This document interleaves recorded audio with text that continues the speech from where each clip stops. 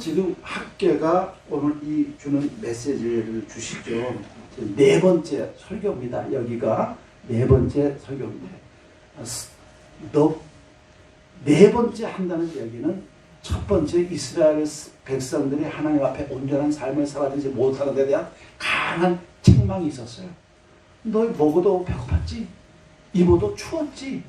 사우나도 다 구멍 빠진 것처럼 다 빠졌지? 도대체 살아온 인생이 뭐야? 너 인생을 생각해. 너 살아온 삶을 생각해봐. 만족할 만하니? 행복했어? 뭐가 내놓을 만한 게 있는 거야? 자식 농사는 잘 되고? 그렇게 피땀 흘리고 인생에 큰 그 짐을 진 것처럼 열심히 살아서 그냥 손탱이가 밤탱이야 돼. 상처받은 그 영혼은 쪼그라들어가지고 그냥 정말 눈치 보는 것처럼 그렇게 살고, 얼굴 이마에 주름은 가득하고 머리는 하얘졌는데 그 삶에 내놓을 만한 게 뭐가 있어? 왜 자랑스럽지 못해? 왜 보람있다고 못해? 왜 내 인생에 참 의미가 있고 값어치 있는 삶을 살아서 왜 이렇게 말 못하는 거야? 하나님을 온전히 바라보지 않았기 때문에 그런 게 아니냐, 이렇게 말씀하는 게 1장이었어요.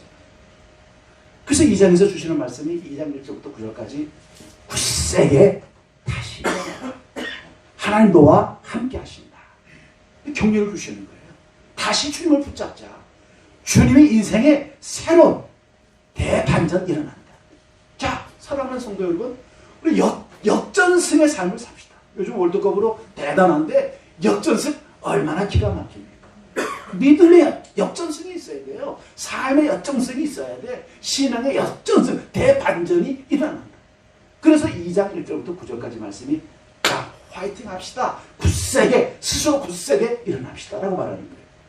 그리고 이제 2장 10절부터 19절까지 말씀이 뭐냐? 축복이에요. 금도 은도 다 내 것이다. 내가 그렇게 몸부림치며 살았지만 다 내가 줘야 되고 다 내 안에 있는 거야. 내가 줘야 행복이다.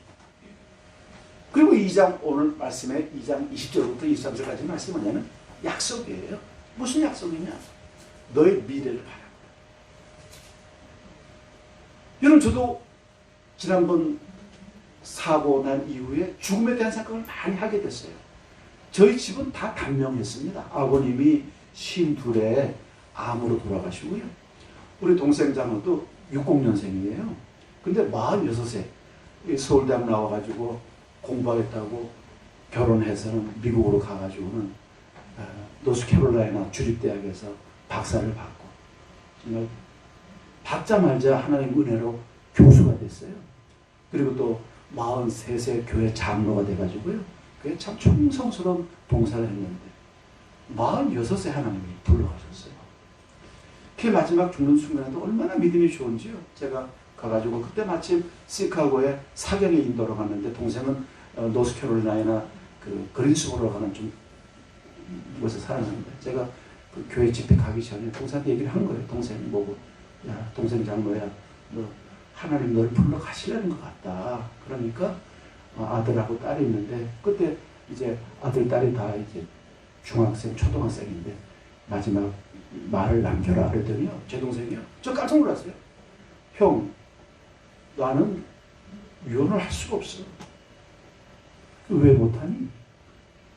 하나님이 날 다시 살려주실 거야. 내가 교수하니까 이 뇌를 다칠까봐 그 고통이 얼마나 심합니까? 대장암인데 몰피를 안 맞는 거예요. 그래서 내가 살아날 거기 때문에 애들한테 할 말은 없어. 그냥 살아난다고 확신하고 있어요. 그리고 저는 집회를 가서 시카고 갔는데 사경을 하니까 이제 거기 또 미국은 이제 목금토 이렇게 하는데 목금토 3일 사경을 하고 전 주일날 이제 동생한테로 가려고 했는데 교회 장로님들이 목사님 하루도 연장해서 주일까지 해달라는 거예요.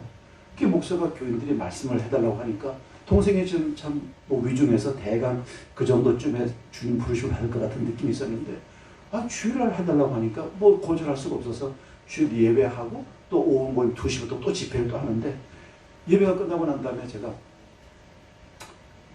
그 노르웨이 교회를 쓰는데 그 바이킹 족속이니까요. 십자가 거기다 나무 십자가를 세워놨는데 얼마나 크게 나는지 딱딱구리가 그 안에다 집을 짓고 살고 있더라고요. 그게 거기 가가지고 그걸 붙잡고 그 십자가를 붙잡고 통곡을 하면서 우는 거예요. 하나님, 동생 살려달라고. 그 자리에서 일어나게 해서 교회에서 가장 아들, 그 꼬마 아들이 하는 말이 우리 아빠는 교회 제일 일찍 갔다가 제일 늦게 나오는 게 우리 아빠라고. 그렇게 우리 아빠가 충성스럽다고 하는 친구 동생입니다. 그래서 그 동생을 좀 눈물로 기도를 하고 나니까요, 마음이 편해지는 거예요. 그래서 하나님이 살리시겠다 이런 마음이 생기더라고요. 그렇게 통곡을 하고 또 2시부터 또 재미있게 말씀을 그냥 뭐 이렇게 깔깔대고 웃으면서 말씀을 전하는데 딱 끝나고 났는데 뉴욕에 있는 우리 상교사가 전화가 왔어요. 목사님, 장모님 떠났습니다. 뭔 소리야? 꼭 살아날 것 같은 기분이 있었는데? 그랬더니 아니요. 한국 본부에서 연락이 왔는데 장모님 떠났다고, 목사한테 지금 연락이 안 된다고. 집회 중이니까 뭐 전화를 받을 수가 없죠. 그렇게 받다는 거예요. 그래서 동생을 떠나보냈어요. 그런데 동생 장례식 하는데요, 그 조그마한 소도시인데 600명이 온 거예요. 그 도시 세운 이래로 한 사람의 죽음에 그렇게 많이 온 적이 없다는 거예요. 그 동생을 그 보내는 장례를 하면서 그 노트북을 열어봤어요. 그게 공대 교수거든요. 서울대 전기공학과를 나왔는데 공대 교수인데 노트북을 열어봤더니요, 교회 양육 프로그램이 가득 있는 거예요. 학교 뭐 그런 게 아니라 교회 프로그램들이 다 하고 있는 뭐 교회 비디오 영상 띄우는 거, 뭐 양육 프로그램, 소그룹 프로그램, 짝 1:1 프로그램 다. 이 아이가 어떻게 주님을 살아내지를 그냥 보여주는 거예요. 그리고 그 다음에 우리 재수 씨가 여자 장로로 최연소 6남매 막내인데 6남매 윗사람들은 아니고 이 막내가 또 장로가 돼가지고 그걸 들이는 거예요. 이런 살아온 삶의 의미가 뭘까?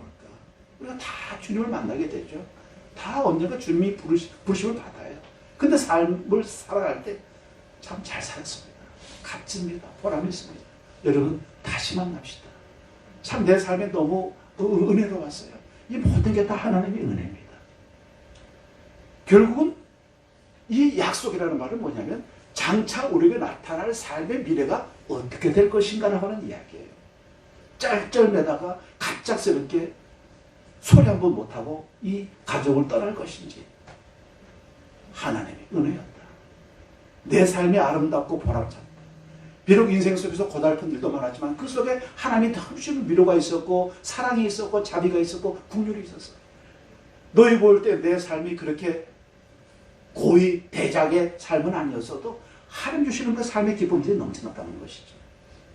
여러분, 이 20절부터 20절까지 말씀은 다시 오실 예수 그리스도에 대한 이야기를 우리에게 담고 있습니다. 예수 그리스도는 모든 나라들의 소망이고 의로운 가지이며 의로운 태양이라고 이 마지막 선지자인 학개와 스가랴와 말라기가 우리에게 주제 설교로 주시는 거예요. 마지막 희망이 예수 그리스도. 예수 그리스도만이 우리의 온전한 소망이시고 희망이시고 가치. 여러분, 예수를 품에 가슴에 담는 여러분들이 꼭 되시기를 바라겠습니다. 예수님말로 내 인생의 전부예요. 내 생명이고 나의 빛이고 나의 양식이고 내 인생의 마지막 종착지가 예수 그리스도. 이 땅에 사는 동안 나의 힘이 되시고 나의 반석이 되어주시고 내 기도의 응답이 되어주시고 내 인생의 해결자가 되시고 내 삶의 치유자가 되어주시고 내 삶의 공급자가 되시는 분이 누구냐? 예수 그리스도밖에 없다는 것이죠. 여러분, 자식 믿지 마세요. 옛날에는 자식이 생명보험이라고 그러고요, 연금이라고 했어요. 천만에요. 저도 아들 키우지만요, 아들이 저한테 주는 거 아무것도 없어요. 우리 아들 뻔뻔스럽게 이렇게 말합니다. 아버님, 그래도 내가 결혼해가지고 손자하고 손녀를 안겨드렸잖아요. 기가 막혀요. 40년을 온 힘을 다해서 키워줬는데요, 용돈도 잘 안 주더라고요. 주님이 모든 걸 채워주시는 거예요.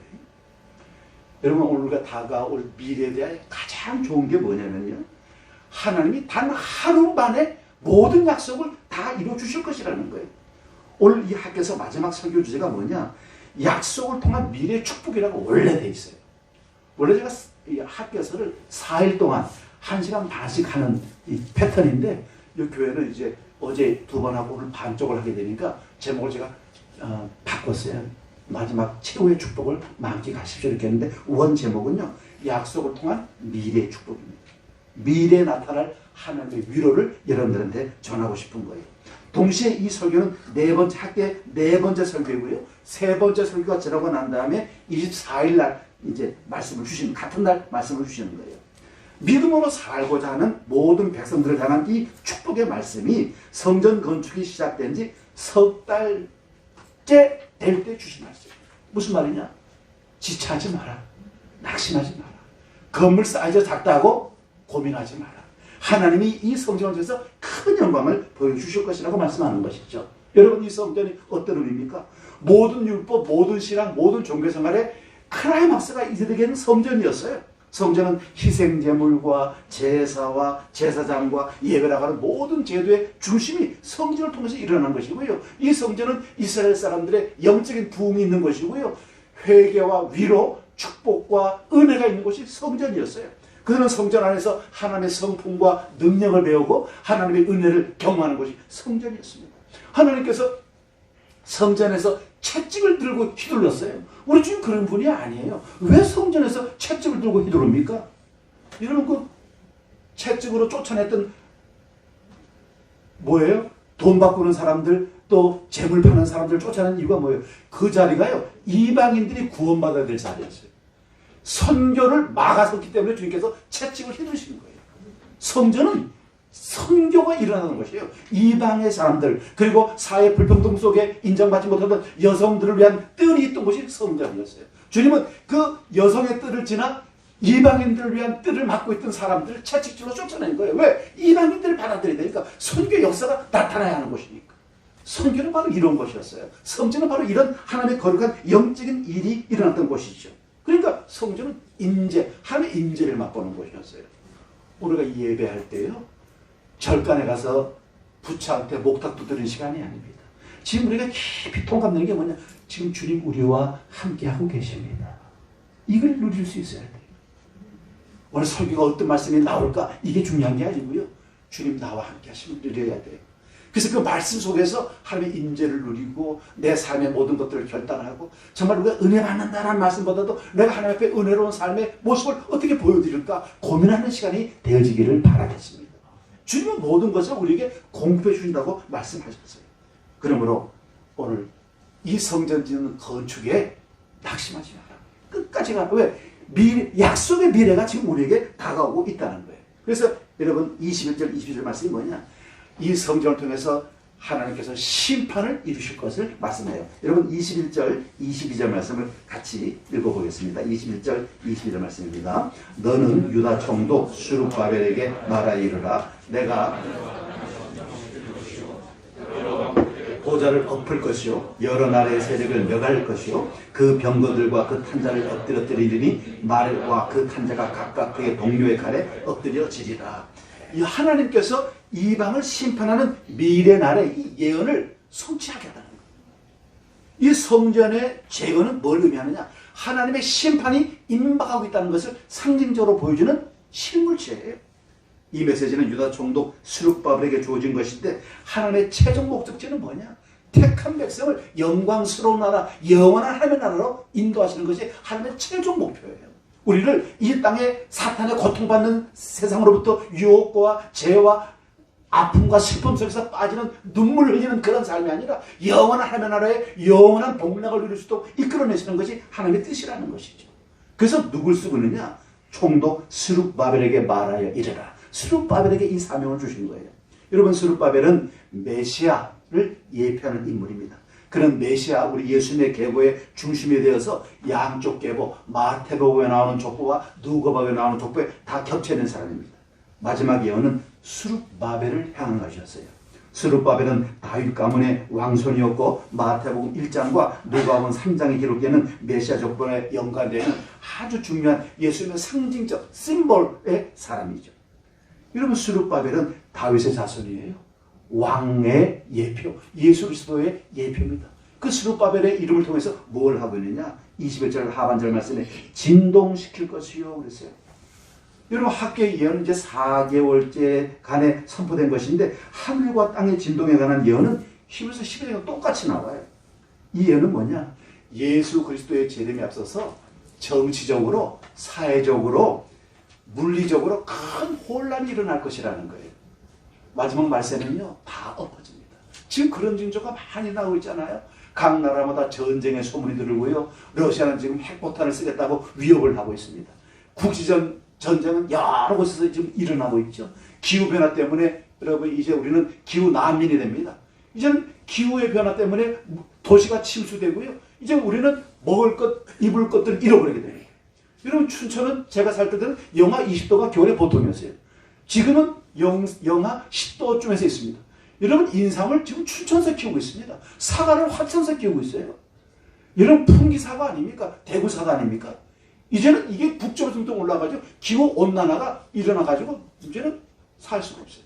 여러분 저는 예배에 관한 좀 엄한 입장이어서요. 대학 사역을 하고 참 자유롭게 말도 하고 행동도 하지만 주일 예배에 대해서는요. 다 교인들한테 정장을 요구합니다. 특히 콤비 절대로 안. 야 하나님 예배하는데 무슨 콤비 무슨 뭐 누구 뭐 데이트 가냐? 정장하고 나와. 이렇게 제가 강조한 사람이에요. 그런데요. 제가 바꿨어요. 이제는 우리 한국 날씨가요. 필리핀하고 태국처럼 된 거예요. 여름에 양복 입으면요. 예배 하나님을 성삼위하나님 옆에 집중하라고 제가 양복을 얘기한 건데 양복 입으니까 땀을 뻘뻘 흘리고 뭐 난리도 아니에요. 야 이게 아니다. 그러니까 하나님 예배하려고 예배를 하나님을 높여드리기 위해서 그렇게 요구했던 건데 이제 6월달부터 10월달까지는 자유복장 남방 입고 와요. 티셔츠 입고 오지 말고 남방을 입고 와서 예배 집중하는 게 목적이다. 근데 제가 춘천 내려가면 또 바꾸려고 그래요. 이 겨울이 되니까요. 너무 추워지니까 이 양복을 정장 양복을 입으면 이게 얇아가지고요. 춘천에서는 살기가 힘들어요. 그러니까 장로님들이 목사님 너무 다 나이가 다 70이 가까우니까 54년생 두 분에다가 66년생 두 분이니까 다 나이들이 많아요. 그래서 안 되겠다. 이제는 저 콤비나 뭐 양복 주름한 뭐 잠바가 있더라고요. 좀 몸 든든해서 예배하는데 지장 없도록 그렇게 하면 좋겠다. 자, 예배 틀을 제가 자꾸 바꿔요. 왜 바꾸냐? 이게 상상할 수 없는 기후가 이렇게 놀랍게 바뀌는 거예요. 여러분 이제는 쌀이요. 식량이 무기가 됩니다. 이제 전쟁 무기가 돼요. 모든 상황이 예전 같지 않습니다. 뭘 얘기합니까? 말세. 주님이 점점 우리에게 가까이 오고 있다는 것을 느끼고 있는 시대에 온 거예요. 여러분 22절 말씀에 보호자라고 그랬어요. 22절에 여러 왕국들의 보호자를 엎을 것이고 근데 이 보호자가 복수가 아니고 단수로 되어 있습니다. 세상에 하나님에 의해서 있는 보호자는 하나밖에 없어요. 뭐 사탄이 이 세상을 지배하고 있는 거예요. 공산 국가라든가 반기독교적이고 반성경적인 모든 사고는요. 사단에 의해서 움직이는 어둠의 세력들이라는 거예요. 이거를 주님이 단번에 없애버리기 시작하는 거죠. 그래서 요한계시록 11장 15절 말씀 보니까 일곱째 천사가 나팔을 불자 하늘에서 큰 소리 들려왔습니다. 세상 나라는 이제 우리 주님과 그리스도의 나라가 되었습니다. 그리스도께서 영원 무궁토록 다스릴 것입니다. 이제 우리 그 마지막 시대, 마지막 나라로 가까워지고 있는 거예요. 여러분 우리가 어떻게 살 것이냐? 바로 그 미래, 다가올 미래를 준비하는 삶을 살 수 있어야 한다는 거예요. 그게 뭐예요? 주님의 거룩하고 경건한 추종자가 돼야 돼요. 주님의 추종자가 돼야 됩니다. 주님이 기뻐하시는 삶을 우리가 선택할 수 있어야 돼요. 주님께서 원하시는 것이 뭐예요? 나를 따라오려거든 자기를 부인하고 자기 십자가를 지고 나를 따라와라. 제자의 삶을 살아내는 우리가 되어야 된다는 거예요. 우리의 자랑거는 예수 믿었더니 사월세방이 전세방이 되고 전세방이 아파트가 되고 아파트가 50평 아파트. 이게 우리 자랑거리가 아니에요. 내가 어릴 때는 예수를 안 믿을 때는 포니를 타고 다니는데 예수 믿을 때 주님께 옆에서 복을 주셔서 지금은 포니가 아니라 뭐예요? 벤츠를 타고 다니는데 이게 자랑거리가 아니에요. 우리가 주님을 위해서 얼마나 소비한 것들이 자랑이 돼야 됩니다. 내 인생의 열정과 내 인생의 은사와 내 인생의 재능과 내 인생의 물질들을 얼마나 주님을 위해서 내놓았는지에 대해서 자랑거리가 돼야죠. 여러분 우리가 믿는 사람의 충격이 뭡니까? 그저 그런 대로 살고 그런 대로 헌금하는 생활이 아니고 도전하고 충격을 줄 수 있는 헌신과 희생이 있어야 된다는 거예요. 목사급의 헌신, 장로급의 헌신, 안수 집사급의 헌신이 있어야 된다는 거예요. 여러분 가끔씩 이렇게 머리들이 붓계신 분들 이렇게 교회에서 자꾸 이렇게 뭐 불 거라 우리 대물의 장로님 들어오신다 뭐 이런 농담들 하잖아요. 그 농담 할 게 아니에요. 여러분 머리 없는 분들은요 정말 존경받아야 돼요. 우리 주님이요 귀하게 사용하시는 분들이야. 늘 내 사랑하는 아들, 내 사랑하는 자식 이렇게 머리를 쓰다듬어줘가지고 머리가 다 벗겨요. 저도 지금 머리 벗겨지고 있거든요. 지 최소한도 좀 딱 봐도 야 저건 좀 하나님이 정말 특별히 사랑해. 그런 믿음의 삶을 보여주는 게 뭐예요? 그게 마지막 이 시대를 살고는 경건한 추종자의 삶이라는 거예요. 교회가 뭘 자랑합니까? 뭐 이 교회는 역사가 얼마가 됐고 무슨 뭐 그게 무슨 자랑거리입니까? 나이 값도 못하고 나이도 못하는 신앙이 무슨 자랑거리예요? 그래서 40년 돼서 뭐 어떻다고 뭐 어떻다고요? 얼마나 주님을 위해서 살았는데 얼마나 지역사회에 헌신했는데 선교에 얼마나 동참하고 있는데 어떤 교회 같아요? 자기는 선교사 100명을 후원한다는 거예요. 깜짝 놀랐어요. 어떻게 교회가 조그만 교회 100명을 후원하냐고. 주보에 봤더니 100명 선교사 이름을 붙여놨어요.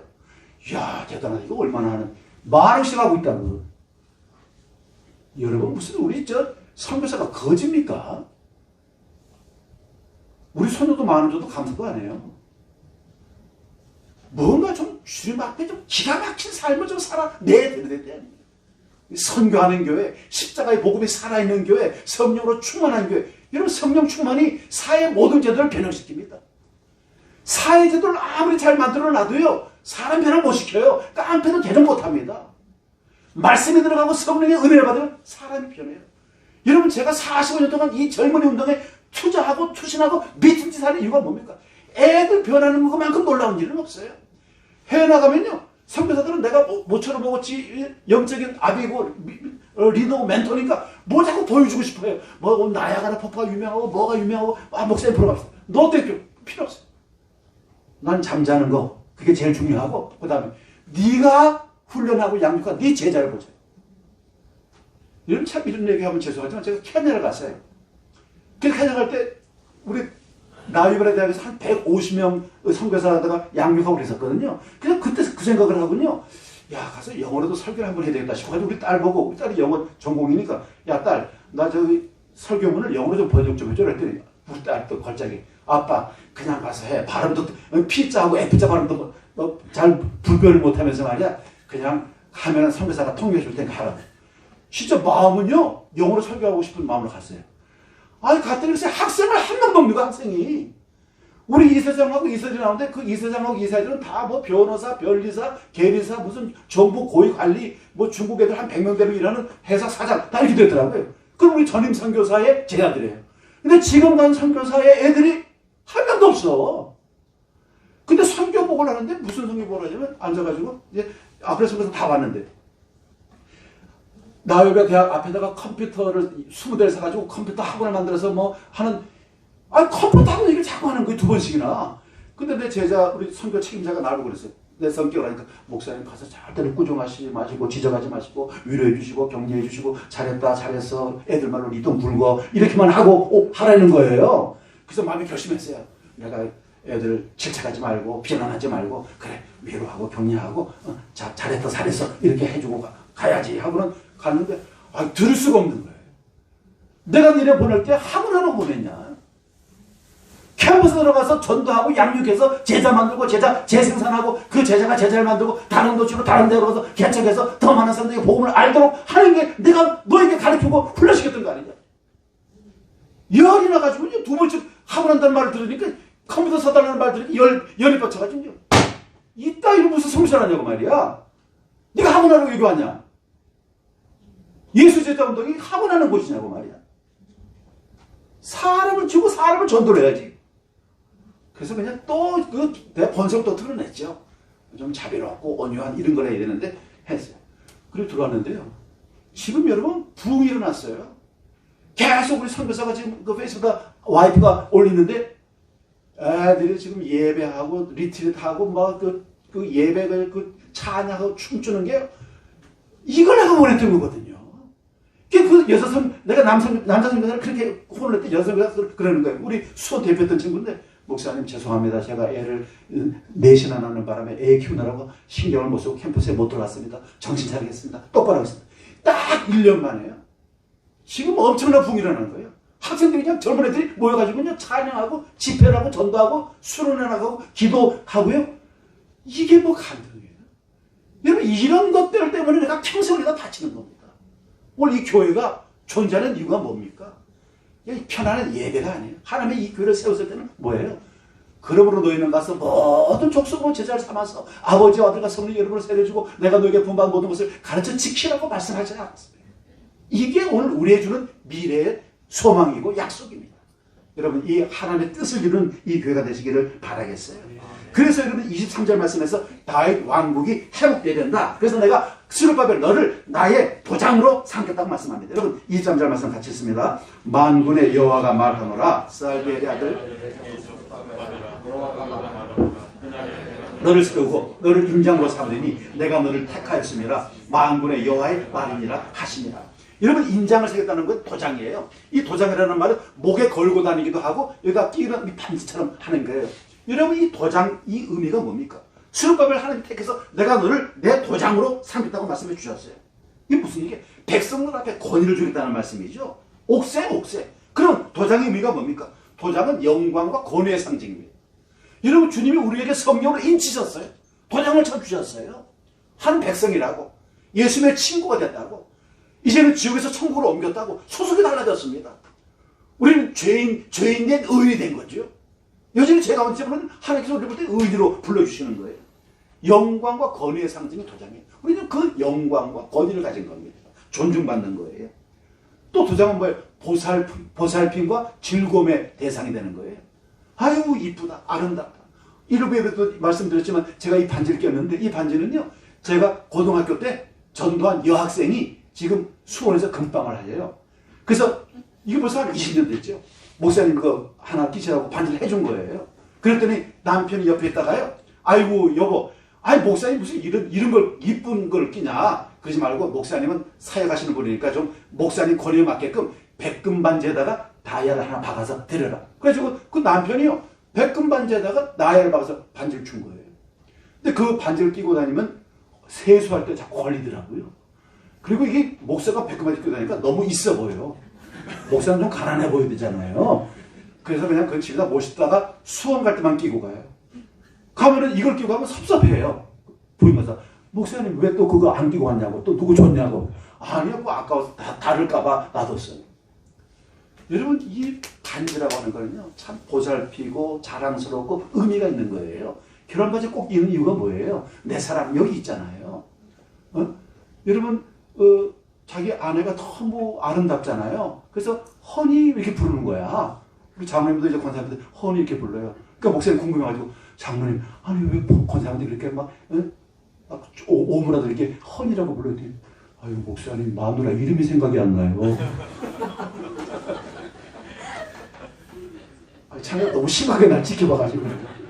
그러니까 이거는 반지라는 건 뭐냐면 아주 주님께서 극히 사랑한다. 주님 우리를요 너무 사랑해. 얼마나 사랑해서 십자가에 죽으시까지 날 사랑한 거 아니에요. 주님 뭘로 나를 위해서 아끼시겠어요. 주님이 모든 것을 다 쏟아부어 주신다는 거예요.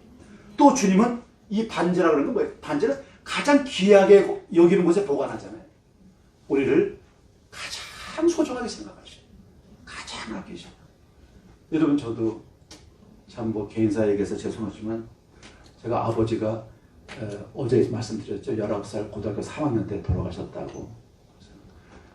4월에 발병하셔가지고 11월에 돌아가셨거든요. 그래서 이제 대학생들한테 이제 아버지 얘기를 아버지가 저를 너무 사랑하셨으니까 어릴 때 생각이 다 나요. 뭐 아버지 뭐 바람 피실 때도 저를 데리고 와서 바람 피시고요. 그래서 우리 엄마가 와가지고 막 집 때려부시고 다 여기 나요. 머리가 좋아가지고. 근데 또 학생 하나가 저를 그러는 거예요.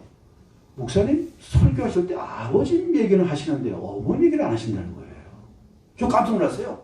저는 그런 의식 못했거든요. 근데 왜 어머니 얘기를 안 하냐.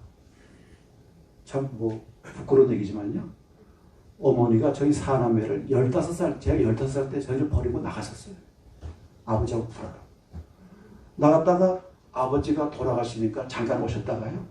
한 서너 달 같이 계시다가 또 그냥 가서 완전히 남이 됐어요. 그래서 19살 이후로 어머니를 본 적이 없어요. 그러니까 지금 제가 70이니까 어머니 못 본 지가 50년이 됐죠.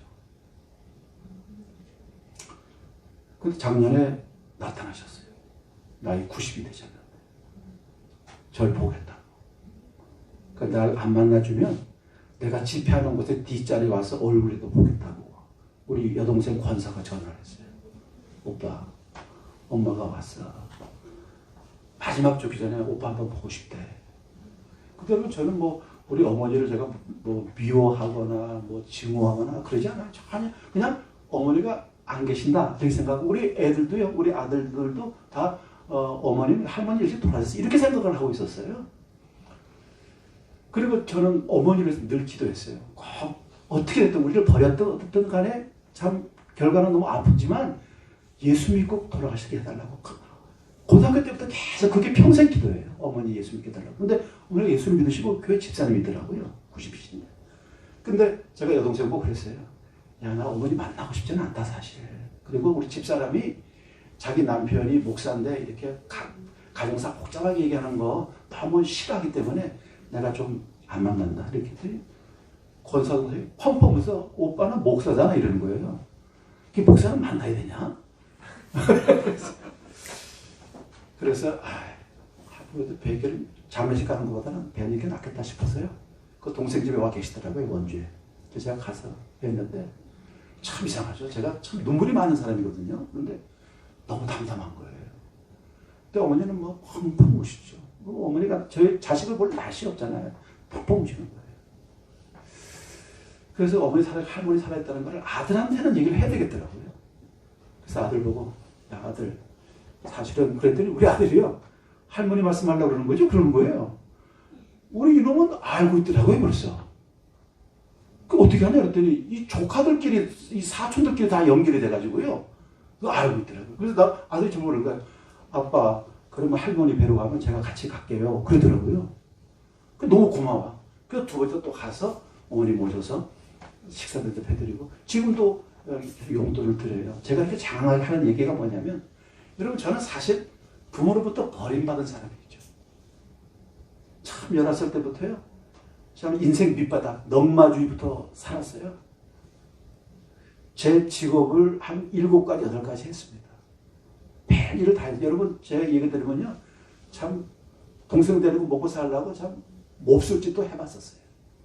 그런데 그 인생의 과정 속에서 늘 하나님께서요. 그 순간순간마다 내 인생의 삶을 채워주시고 공부해주시고요. 지난 세월들을 얘기할 때 다른 많은 말도 한마디밖에 너무 통속적이지만 은혜였습니다. 한 말밖에 할 수가 없어요. 이렇게 목사로서 참 복되고 귀한 삶 산다는 자체가요. 부모를 가지고 살았던 삶보다 훨씬 나은 삶이 나에게 주어진 것이죠. 모든 게 다 자랑스럽고 모든 게 다 아름다워요. 참 눈물 나고 고통스럽고요. 주머니에 돈 떨어져서 동생들을 굶길 수 없어가지고요. 참 힘든 그런 순간에 그런 갈등들, 도둑질을 해서라도 내 동생들 내게 되겠다는 그 장남의 그런 책임감들도 있었어요, 사실. 근데 그런 와중에 모든 위기 때마다 하나님께서 개입해 주시고 도와주시고 채우셨던 그 모든 기억들이 참 너무 아름다워요. 이런 반지는요, 가장 소중한 것에 가장 귀하게 여기는 거죠. 우리 집 우리는 그렇게 생각하신 거예요. 그렇게 아름답게 귀하고 복되게 생각하신 거예요. 그러니까 우리가 어떻게 살아드릴 것이냐. 주님 앞에 대강 살아드릴 수 있는 삶이 없어요. 주님이 나를 위해서 최선을 다하고 십자가의 피를 다 쏟아낸 것처럼 나도 주님 앞에 그 사랑 때문에 안 하면 죽을까봐 실망받을까봐가 아니라 그 사랑이 너무 놀라워서 난 최선을 다할 수밖에 없는 거죠. 내 최고의 사랑을 드리는 이유가 뭐냐? 주님 나를 그렇게 살아주셨으니까 나를 그렇게 붙잡아주셨으니까. 이게 바로 도장이에요. 여러분 도장은 언제 씁니까? 서류 나련할 때 도장 찍잖아요. 계약서 쓸 때 도장 찍잖아요. 여러분 우리 주님과 인생의 계약서를 맺은 사람이에요. 주님이 나를 붙잡으셨고 영원한 생명, 천국을 약속해주셨고요. 인생의 길을 인도해 준다고 했고요. 모든 삶의 능력을 준다고 했고요. 너희 기도에 응답해 준다고 했고 우리의 연약함과 죄를 용서해 주신다고 했고요. 너가 고통당할 때 우리를 보호해 주시고 모든 피해를 채워주신다고 말씀하신 분이 주님이 거기에 계약서를 십자가로 써주신 거예요. 오늘 우리가 주님을 택한 게 아니에요. 주님이 우리를 택해 주신 겁니다. 요한복음 15장 16절 말씀에 너희가 나를 택한 것이 아니요 내가 너희를 택하여 세웠나니 이는 너희로 가서 열매를 맺게 하고 또 너희의 열매가 항상 있게 하여 내 이름으로 아버지께 무엇을 구하든지 다 받게 하려 합니다. 주님이 나를 택해 주신 거예요. 택해만 주신 게 아니에요. 택해서 고환처럼 그냥 밥새끼 준 게 아닙니다. 뭐라 그랬어요? 열매를 맺게 하고 인생의 열매를 아름다운 열매를 풍성하게 맺게 해주겠다는 거지. 죽어도 여한이 없는 삶을 살게 해주신 거예요. 회개의 열매로 시작해서 성령의 열매, 헌신의 열매, 봉사의 열매, 인생의 삶의 모든 결과물들을 다 주신 거예요. 모든 게 다 자랑스럽죠. 내 이름으로 무엇이든지 구해라. 내가 다 응답해 주신다고 말씀하시는 거죠. 기도 응답에 확실하게 주신 거예요. 왜? 이는 내가 너를 택하였습니다. 여호와께서 스룹바벨을 선택해서 다윗과의 통로로 삼으시고 메시아의 대리자로 일하신 것처럼 주님 우리를 택하신 거예요. 그래서 축복의 통로로 만들어 주신 거예요. 나를 통해서 예수를 믿게 해줘야 돼요. 예수를 알게 해줘야 돼요. 예수를 소개해줘야 돼요. 예수 믿는 게 얼마나 매력적인 걸 우리가 보여줘야 돼요. 예수 안 믿으면 지옥가 있다고 소리 하지 말고, 당신 술 처먹고 오는 거 꼴도 보기 싫어 이런 소리 하지 마세요. 술 먹으면요, 술 먹고 들어보면요, 그냥 그날 아침에 해장국을 잔뜩 끓여가지고 배 터지도록 먹이세요. 이 마누가 미쳤나 싶을 정도로 꿀물도 그냥 배 터지게 먹여놓으세요. 다시는 술 못 먹게. 술 먹고는 당신 해장국 배 터지게 먹어야 되고, 한솥 다 먹어야 되고, 꿀물 한 주사 다 먹어야 돼. 뭔가 다른 거 좀 보여주라고요. 친절하고, 온유하고, 배려하고, 기다리고, 용서하고, 용납할 줄 아는 그리스도의 아름다운 도목들을 보여주면 이게 축복의 통로가 되는 거 아니에요. 시험법을 통해서 이스라엘을 구원시키고 성전을 건축한 것처럼 주님께서 우리를 통해서 많은 사람에게 예수의 아름다움을 보여주고, 나도 예수 먹고 싶다. 당신 보니까 나 예수 믿어야 되겠어. 이런 매력적인 삶이 우리에게 있어야 되지 않겠냐, 그 말이죠. 여러분, 식당 가서도요, 제발 교회 얘기 좀 하지 마세요. 식당 가고 해가지고 그냥 교회 휴돈 얘기만 하고 앉아서, 그 일할 서빙하는 분들 왔다 갔다 하는데, 아유, 부끄러워 죽겠어요. 저는 무조건요, 교회 얘기 딱 하면 서빙하는 사람들 무조건 돈 많은 줍니다. 아니, 미국 가서도 뭐 팁 15%에서 20%씩 주는데 한국 사람을 왜 못 줘요? 저 믿는 사람이 좀 뭔가 남다른 행동과 태도가 필요하다는 거예요. 식당에서 제일 싫어하는 사람이 누굽니까? 교인들이에요. 술 안 먹고 끝까지 앉아있고 반찬 계속 연구하고, 말은 더럽게 길고 예수 믿으라고 희약가시나고 말이에요. 여러분, 지금 4대 종교 중에 제일 인기 없는 게 사회가 기독교입니다. 우리가 원불교보다도 못해요. 지금 천주교 1위, 불교 2위, 그 다음에 뭐예요? 원불교, 그게 3위예요. 그것도 4위가 우리야. 그냥 전도하려고 막 그냥 뭐 간을 내 놀고처럼 하다가 안 나온다 그러면, 잘 살아보자, 두고 보게. 이게 무슨 소리입니까, 이게? 무슨 꼭 장사꾼 양아치처럼 예수를 믿어요? 아니요. 끝없이 사랑하고 용납하는 거예요. 여러분, 학교의 사역은 성전을 재건하는 것이었습니다. 오늘 우리의 삶도 우리의 지성소, 나우스를 재건하는 것이 돼야 돼요. 오늘 주님께서 우리를 택하셨어요. 얼마나 보람있는 삶을 사는지 마지막으로 한번 말씀을 읽어보려고 합니다. 고린도전서 3장입니다. 고린도전서 3장 10절부터 15절까지 말씀을 교독하겠어요. 고린도전서 3장 10절부터 15절까지 말씀을 교독합니다. 내게 주신 하나님의 은혜를 따라 내가 지혜로운 건축자와 같이 터를 닦아두매 다른 이가 그 위에 세우나 그러나 각각 어떻게 그 위에 세울까를 조심할지니라.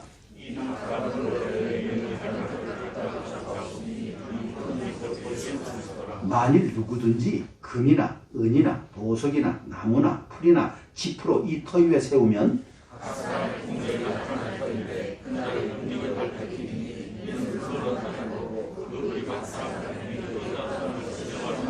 만일 누구든지 그 위에 세운 공적이 그대로 있으면 상을 받고